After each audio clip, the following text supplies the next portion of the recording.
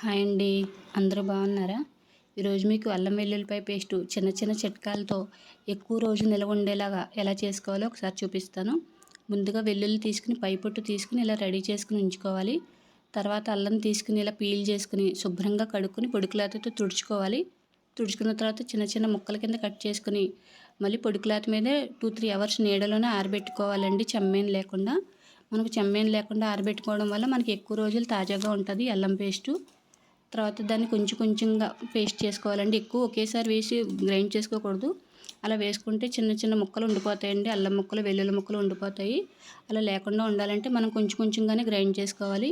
నేను 1/4 కిలో అల్లం 1/4 కిలో వెల్లుల్లి తీసుకున్నానండి. దాన్ని 3 ట్రిప్పుల కింద గ్రైండ్ చేసుకున్నాను కొంచెం కొంచెంగాను.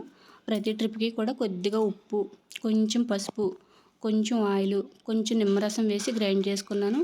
ఈ నిమ్మరసం వేయడం వల్ల మనకు 6 నెలల వరకు కూడా అల్లం పేస్ట్ తాజాగానే ఉంటుంది. మనం అప్పటికప్పుడు రోట్లో దంచి కర్రీలో వేసుకున్నంత తాజాగానే ఉంటుందండి అల్లం పేస్టు. మనకు 6 నెలల వరకు ఉండదనుకోండి, ఉన్నా కూడా మనం అప్పటికప్పుడు దంచినట్టే ఫ్రెష్గా అంతే ఫ్రెష్నెస్తో ఉంటుంది. మనం కొంచెం కొంచెం వేయడం వల్ల కూడా చాలా మెత్తగా పేస్ట్ అవుతుంది. మనం వాటర్ వేయకుండా గ్రైండ్ చేసాము, వాటర్ వేసి గ్రైండ్ చేసినట్టుగానే చాలా మెత్తగా ఫైన్ పేస్ట్ అయిపోతుంది. తర్వాత ఒకసారి మొత్తం అంతా కలిసేలా తిప్పుకొని ఫ్రిడ్జ్లో స్టోర్ చేసుకుంటే చాలా ఎక్కువ రోజులు నిల్వ ఉంటుందండి. మనకి ఏం పాడవకుండా ఉంటుంది. గ్లాస్ కంటైనర్లో స్టోర్ చేసుకోండి, చాలా ఫ్రెష్గా ఉంటుంది, మనకి హైజెనిక్గా కూడా ఉంటుంది. ప్లీజ్ సబ్స్క్రైబ్ చేసుకోండి.